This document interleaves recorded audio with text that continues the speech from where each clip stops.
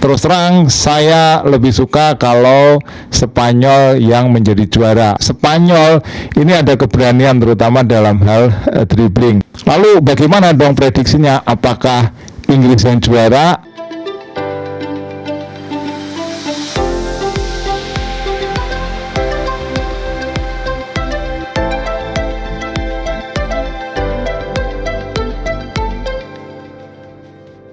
Salam pemirsa, ketemu lagi di Titis Corner bersama saya Titis Widiatmoko.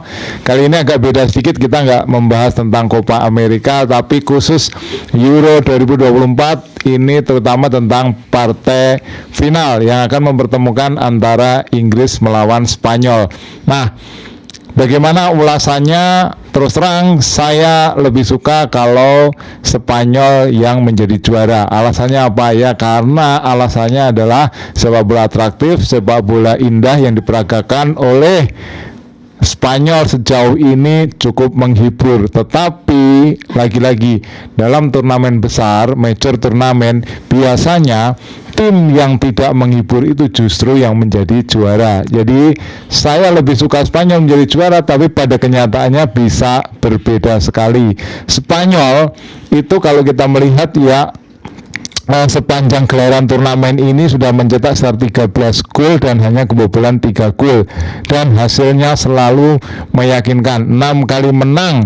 Jadi ini adalah satu-satunya tim yang mendapatkan 6 kemenangan sepanjang gelaran Euro atau Piala Eropa. Jadi kalau kita tahu ya, mereka menang lawan Kroasia, lawan Italia, kemudian lawan Albania, kemudian mereka menang lawan Georgia, kemudian lawan Jerman dan Prancis. Jadi yang dikalahkan ini juga bukan tim abal-abal ya, semuanya tim-tim tangguh ya. Ada Kroasia, ada Italia, ada Jerman, ada Prancis, Jerman bahkan tuan rumah.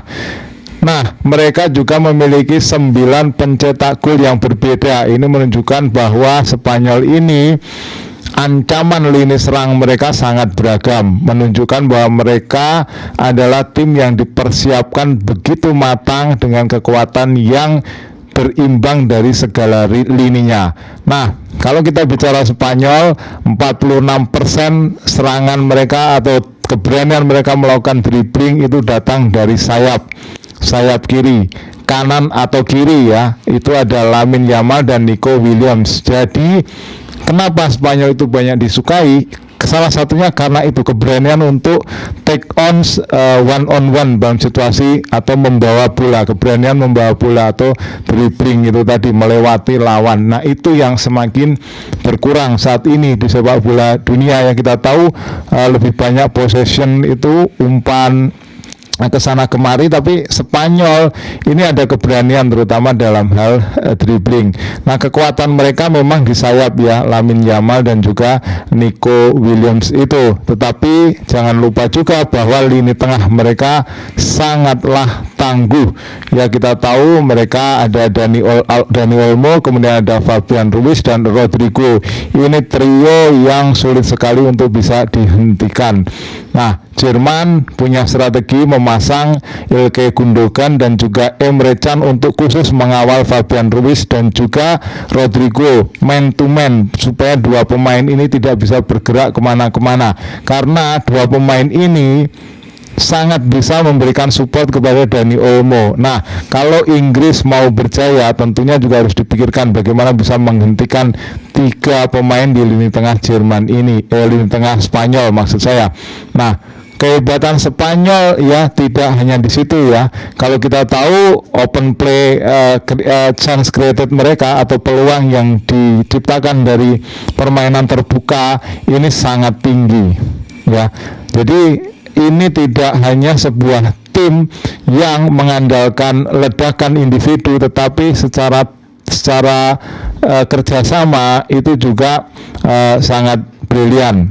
Nah, kemudian kalau kita bicara tentang Inggris ini banyak disebut membosankan, kemudian mengecewakan, tidak atraktif, sehingga ketika mereka lolos ke final itu menjadi kurang disuka. Padahal ya, Anda tahu bahwa di turnamen besar itu biasanya tim-tim yang seperti Inggris ini yang menjadi juara.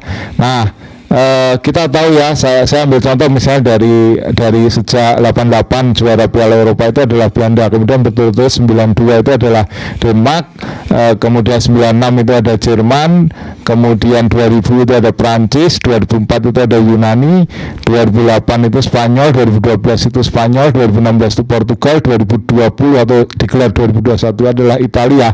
Nah, dari deretan peraih gelar itu, beberapa di antaranya adalah tim-tim yang tidak menghibur. Nah, saya ambil contoh misalnya Denmark yang pertama, yang dikenal dengan suka mengirim bola ke kiper, sehingga kemudian aturan sepak bola diubah ya, ada aturan back pass ya.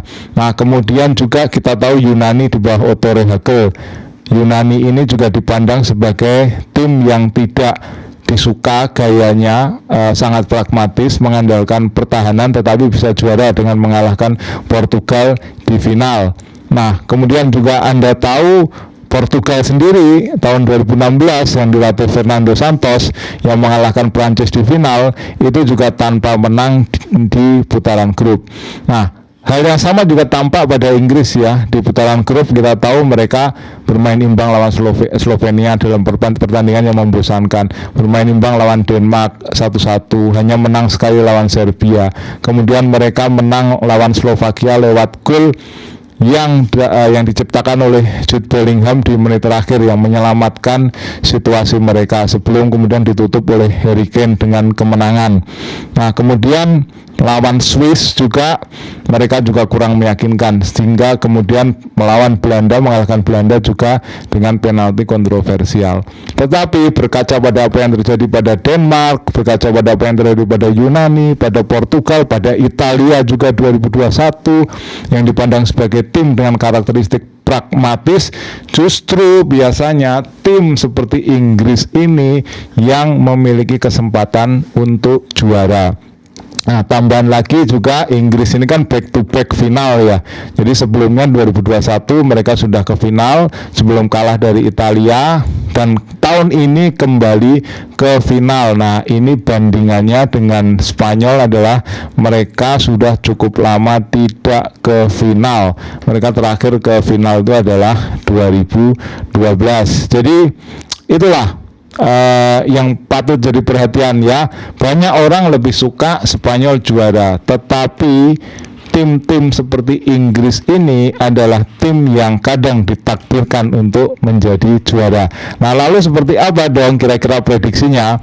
Nah, kalau dalam pandangan saya, kita melihat ya, kalau Inggris itu tidak bisa menahan kekuatan-kekuatan Spanyol dari sayap atau tengah, ya mereka akan lewat. Tetapi kalau Inggris ini bisa menahan paling tidak ya, mereka kenal ya kekuatan Spanyol itu kan ada di kiri ya, Nico Williams, Cucurella ini. Nah, ini titik lemah Spanyol itu ada di sektor ini, di sektor kiri ini yang sering ditinggalkan oleh back kiri mereka, Cucurella. Nah, ini kalau bisa diambil kesempatan di situ ya, di sektor kanan ya, lini serang Inggris. Nah, itu mereka punya kesempatan sebenarnya memanfaatkan kelemahan dari Spanyol itu. Lalu bagaimana dong prediksinya? Apakah Inggris yang juara atau Spanyol? Ya, saya lebih mengunggulkan Inggris untuk menjadi juara, tetapi saya lebih suka Spanyol yang menjadi juara. Nah, sekian, kita bertemu dalam pembahasan berikutnya. Silakan tulis di kolom komentar tentang final ini. Salam.